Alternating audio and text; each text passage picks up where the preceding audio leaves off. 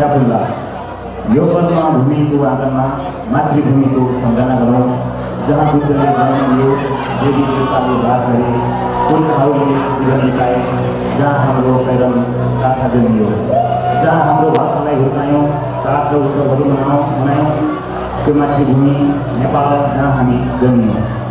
अनि यो हिमाली भूभागको हाम्रो गाउँ कामसारी जहाँ एक पूर्णिमाको साँझ हुन लागेको डम्फु खोलाको दृश्य जहाँ तन्निने युवा युवतीहरू दिनभरिको उकाली वराली अनि खास दाउरा गर्दाको थकाइ मेटाउन गीत सङ्गीतमा रम्नेछन् आफ्ना मनका भावनाहरू तामाङ सेलो जुवारीमा साकासाथ गर्नेछन्। तामाङी दिदीहरू जात्रा भर्न आउने पाहुनाहरूलाई सेलरोटी पकाउन व्यस्त छन्। तामाङ परम्पराबाट विकसित वर्तमान तामाङ सेलो डम्फु र टुङ्गाको गीत र सङ्गीत हाम्रो जातिको पहिचान र संस्कृतिको अभिन्न अङ्ग हो र यो नयाँ पुस्तामा आफ्नो धर्म इतिहास र मूल्य मान्यता साथै शिक्षा र चेतनाको प्रसारण गर्ने माध्यम पनि हो। तामाङ सेलोले च्याङ्बा र मैच्याङको माया विरहितको गीत संवाद मात्र होइन प्रकृतिको वर्णन पुर्खाको इतिहास र शान्तिको सन्देश पनि सुनाउँदछ। राति चोरीको मायालु जोडीलाई सिकारीले छुट्याइदिएपछि विशिष्ट भालेको विरहित गीत इतिहासको विभिन्न मोडहरूका अप्ठ्यारा उकाली र ओलाली पार गर्दा आफ्नै भूमिमा आफूमाथि भएका भेदभावपूर्ण व्यवहारबाट अवहेलित भएर बस्दाको पीडाले भरिएको मनका भावपूर्ण वेदनाहरू पनि तामाङ सेलो डम्फुको गीतमा सुन्न पाइन्छ। तैपनि यो डम्फु कहिल्यै विचलित नभई आफ्नो संस्कार र संस्कृतिप्रति गर्व गर्दै कालान्तरसम्म जोगाइ राख्न भावी पुस्तालाई यो डम्फु अनुरोध गर्दछ।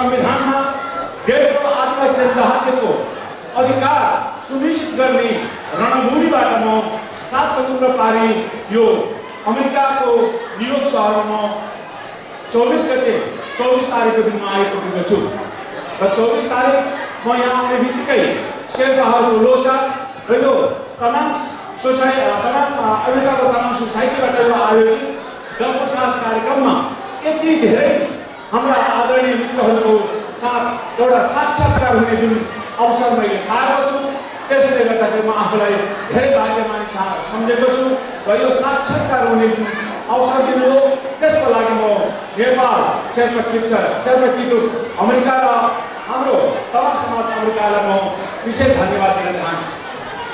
नेपालमा अहिले संविधानमा आदिवासी जनजातिको अधिकार सुनिश्चित हुने सन्दर्भको विषय लिएर मैले भोलि हिप्नाको आयोजनामा एउटा छुट्टै अन्तर्क्रियात्मक कार्यक्रम रहेको छ। त्यसकारणले म त्यसप्रति म विशेष गरेर त्यही व्याख्या विश्लेषण गरेर म अगाडि बढ्न चाहन्छु र सौभाग्यको कुरा नेपाल तमाङ घेरुङले यसपटक दुब्लो लोसारको अवसरमा टुरिखेलमा आयोजित भव्य कार्यक्रममा जनजाति महासभाको तर्फबाट सहभागी हुने मैले अवसर पाएको थिएँ।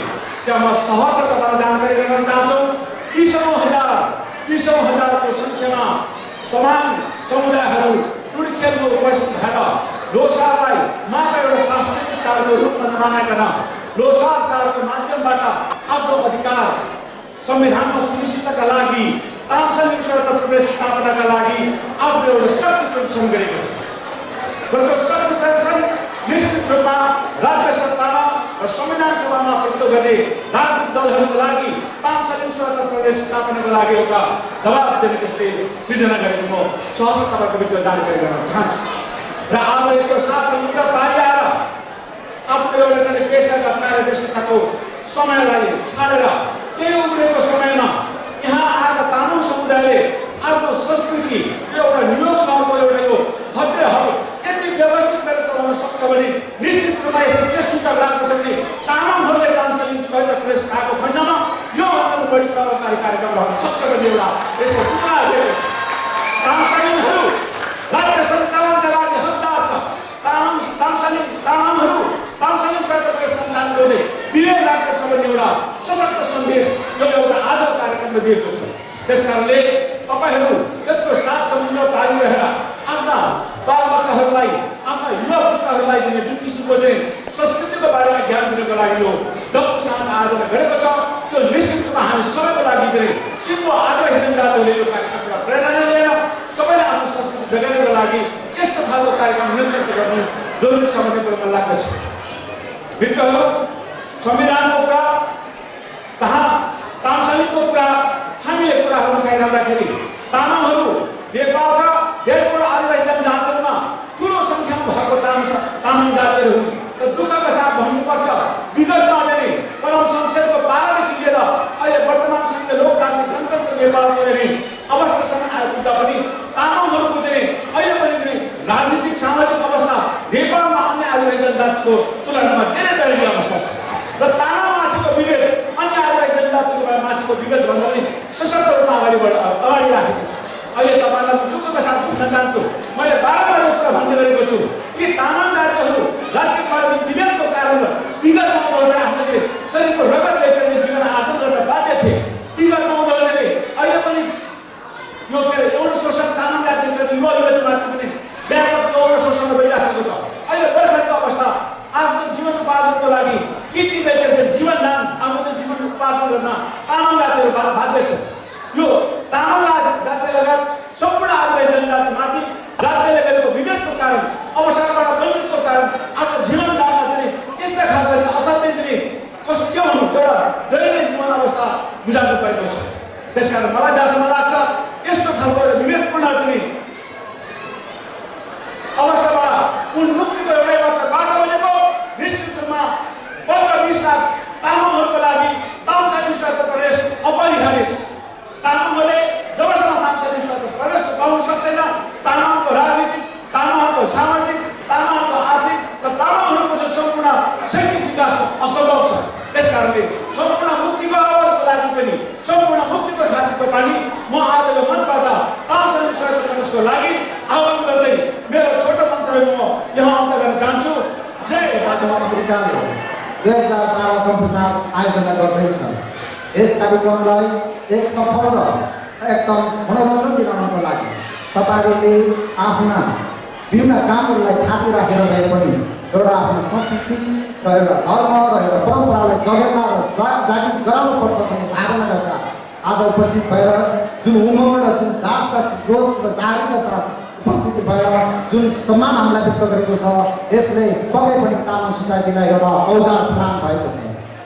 पूर्व वक्ता हाम्रा आज यस कार्यक्रमका प्रमुख अतिथि उहाँले तामसाली र तामाङहरूको हक हितको बारेमा तपाईँहरूको अगाडि भनेर जानुभएको छ। उहाँलाई म तामाङ सोसाइटी अफ अमेरिका र मेरो व्यक्तिगत तर्फबाट पनि धेरै धेरै धन्यवाद दिन चाहन्छु।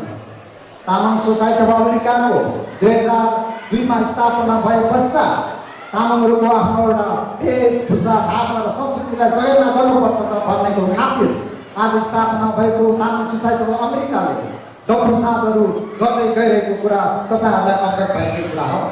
यसै सिलसिलामा यस संस्कृतिलाई एउटा जिउँदा त्यो र एउटा बढ्न उतार्नुपर्छ भन्ने भावनाका साथ हामीले आज यो डम्फुसाद 2012 यस हलमा आयोजना गर्न पुगेका पनि हो।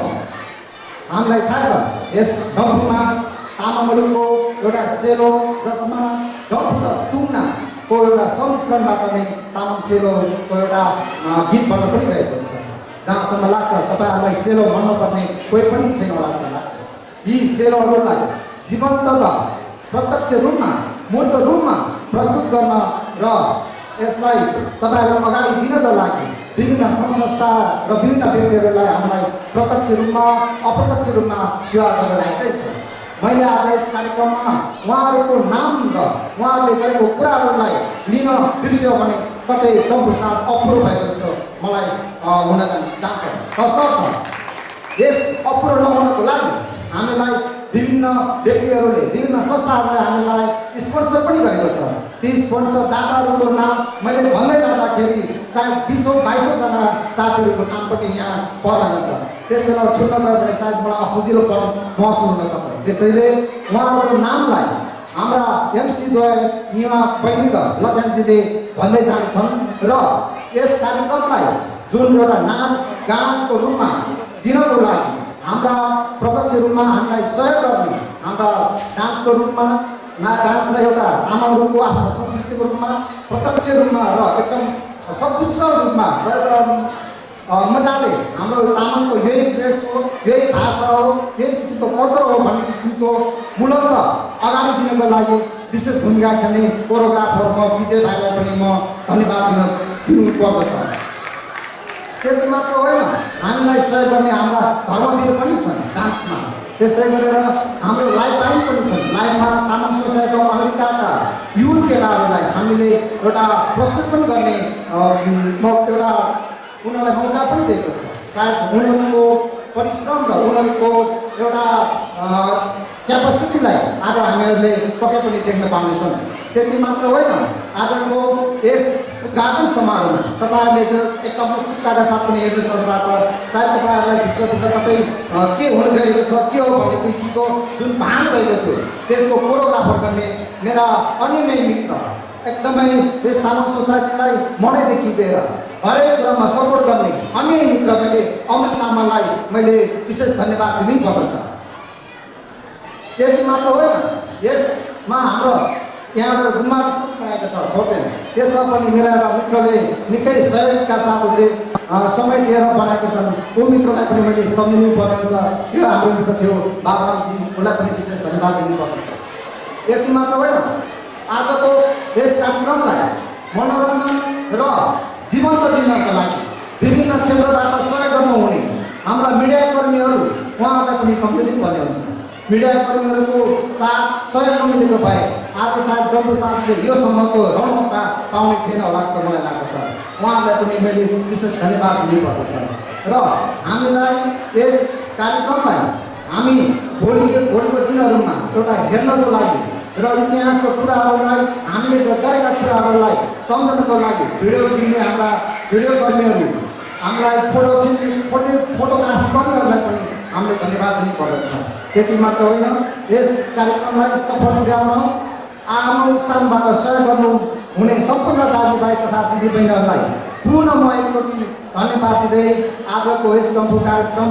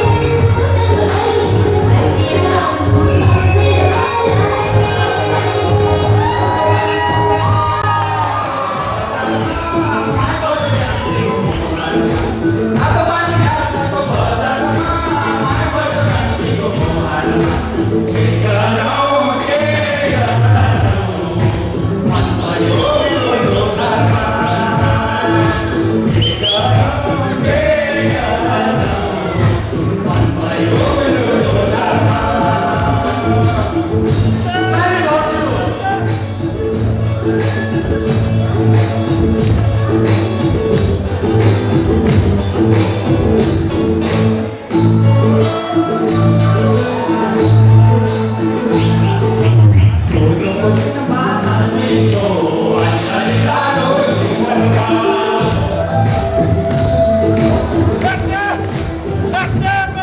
Nacha!